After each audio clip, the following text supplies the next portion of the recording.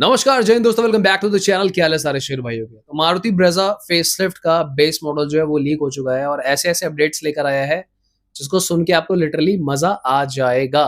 क्यों मजा आ जाएगा? क्योंकि देखो, ब्रेजा फेसलिफ्ट दिखने में चाहे उतनी सुंदर ना लग रही हो, हालांकि मैं आपको जेन्युइनली बताऊं, मुझे वो धीरे धीरे सही लगने लगी है।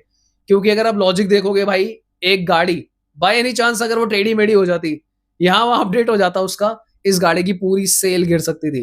तो मारुति ने बहुत सेफ खेला है, बहुत मिनिमल चेंजेस रखे हैं जिससे गाड़ी की लुक भी बरकरार रहे और सब कुछ सही हो। पर जो बेस मॉडल है वो अपने आप में कुछ ऐसी नई चीजें लेकर आ रहा है जो मारुति ने रिसेंटली बंद कर दी थी। साथ ही में इस वीडियो के एंड में वही बात करने वाले हैं एक ऐसी कंपनी के बारे में जो देश की one of the finest and best cars बनाते हैं। ये कंपनी जो है बंद होने वाली है। तो अगर आप इस कंपनी की गाड़ी खरीदने वाले हो, वीडियो को पूरा एंड तक देख लेना, समझ में आ जाएगा। तो चलिए फटाफट से वीडियो को स्टार्ट करते हैं। हमारे कम्युनिटी मेंबर्स की तरफ से मेरे पास 2 वीडियोस आई हैं जो आप लोगों ने भेजी मुझे, पर फिर भी मैं बताना चाहूंगा जिनके इंस्टाग्राम से ये मतलब बनी थी।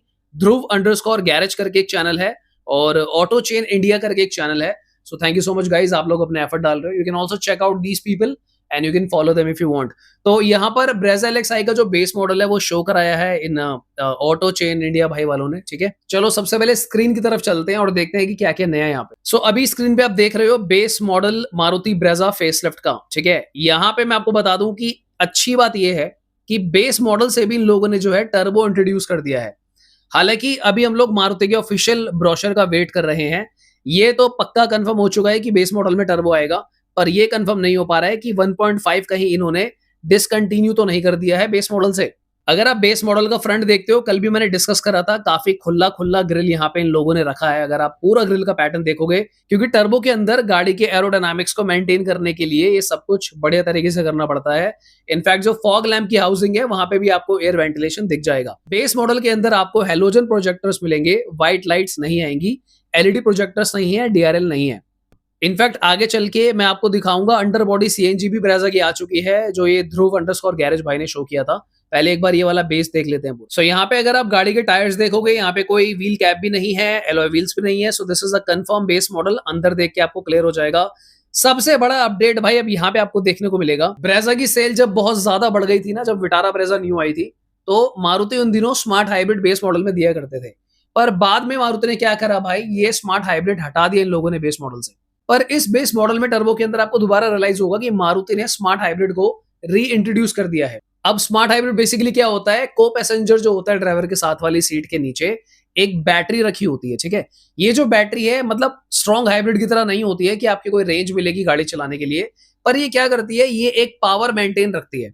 इसका मेन काम होता है कि गाड़ी के अंदर जो पावर है उसका एक बैलेंस मेंटेन रखना, जिससे माइलेज बढ़ती है। फॉर एग्जांपल, अगर आपने सडन ब्रेक मारा 30-40 पे, आप 10 पे चले गए, तो जब आप रेस वापस से दोगे तो एक एनर्जी काइंड ऑफ पावर आपको मेंटेन मिलती है। तो E20 के दौर पर ये स्मार्ट हाइब्रिड डेफिनेटली हेल्प कर सकता है। अगर आप ठीक ठाक चलाते हैं, आपका पंजा हल्का है गाड़ी चलाते वक्त, तो 1 से 3 किलोमीटर तक की आपको जो है माइलेज ज्यादा मिल सकती है। नेक्स्ट इमेज में जो बड़ी चीज इन लोगों ने करी है मेरे भाइयों, आप देखोगे कि बेस मॉडल के अंदर 6 गियर आ चुके हैं। ये जो गियर लीवर आप देख रहे हो, गियर नॉब आप देख रहे हो, ये विक्टोरिस वाला गियर लीवर है। तो इन लोगों ने यहाँ पे इसको चेंज कर दिया है।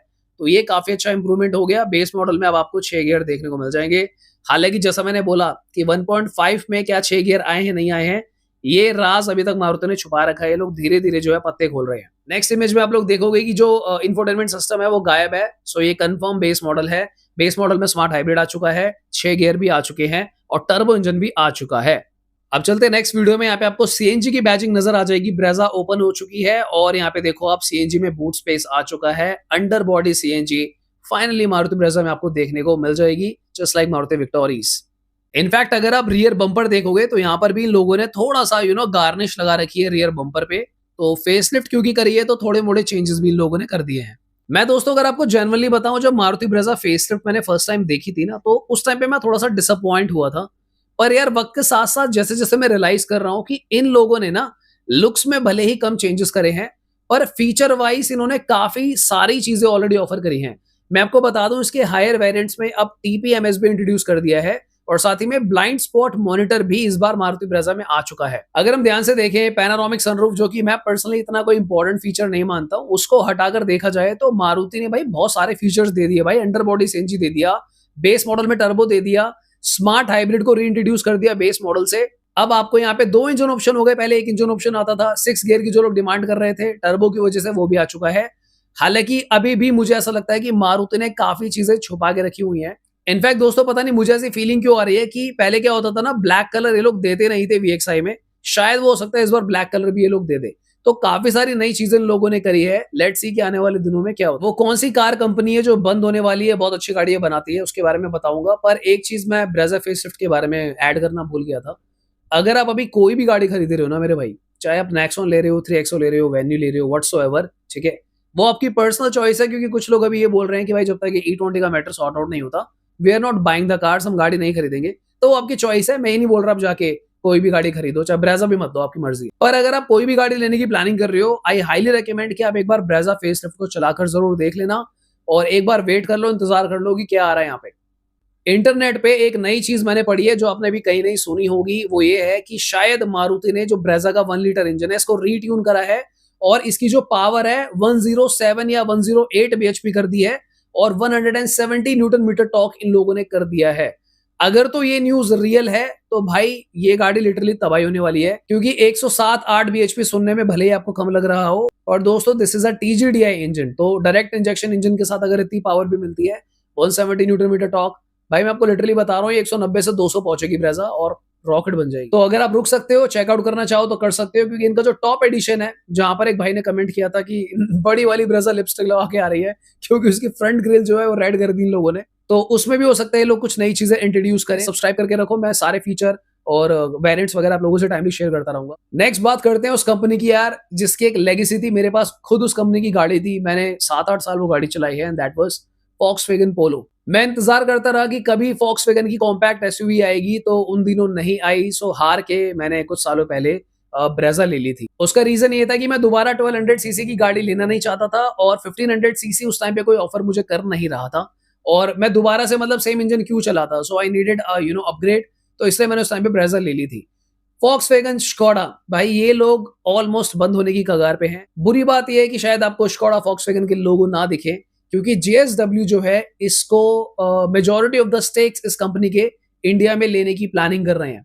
तो इसका मतलब ये है, जो अच्छी बात है, कि अब जेएसडब्ल्यू के पास, जो अपनी इंडियन कंपनी है जिंदल ग्रुप, इन लोगों के पास जर्मन इंजीनियरिंग आ जाएगी, जर्मन प्लेटफॉर्म्स आ जाएंगे स्कोडा वॉक्सवैगन में जो यूज होते हैं, तो बहुत जबरदस्त गाड़ी ये लोग बनाएंगे, हैवी बिल्ड वाली। पर जो एक लेगेसी थी वॉक्सवैगन स्कोडा की, वो शायद हम लोग खो देंगे, एंड रीजन बहुत सिंपल है, people are not buying the Volkswagen and Skoda. 20 साल से ऑलमोस्ट ये लोग इंडिया में है, पर उस तरीके का मार्केट शेयर कैप्चर नहीं कर पाए, सो आई थिंक इसी वजह से ये डिसीजन हो रहा है। काफी सालों से ये बात चल रही थी, बट अब ये बिल्कुल पीक पॉइंट पे आ चुका है, जहां पर शायद अब स्कोडा वॉक्सवैगन मर्ज हो जाएगी जेएसडब्ल्यू में, majority of the stakes sale करने के। एक चीज के लिए मैं तारीफ करना चाहूंगा स्कोडा वॉक्सवैगन की, इन्होंने एक चीज नहीं करी जो ये लोग कर सकते थे, वो ये था कि भाई सस्ती गाड़ियां बनाने लग जाते और कॉम्प्रोमाइज कर लेते अपनी सेफ्टी से, इंजन की परफॉर्मेंस से, ब्ला ब्ला ब्ला, पार्ट्स की क्वालिटी से। सो उन्होंने अपनी क्वालिटी को मेंटेन रखा, वो इंडिया से जाने के लिए तैयार हो गई कंपनी भाई, पर उन्होंने घटिया कार नहीं बनाना चूज करा। उन्होंने कहा भाई कोई बात नहीं, आपको नहीं लेनी, हम घटिया कार नहीं बनाएंगे। तो यहाँ पर मेरा सल्यूट है भाई वॉक्सवैगन स्कोडा को, भाई आप लोगों की जो लेगेसी है उनको आप लोगों ने कैरी करा है, आई रिस्पेक्ट दैट। ऑलराइट, तो फिर आज की वीडियो के लिए इतना ही। Please consider subscribing the channel. मिलते दोबारा किसी और दिन। Thanks for watching, bye bye, take care.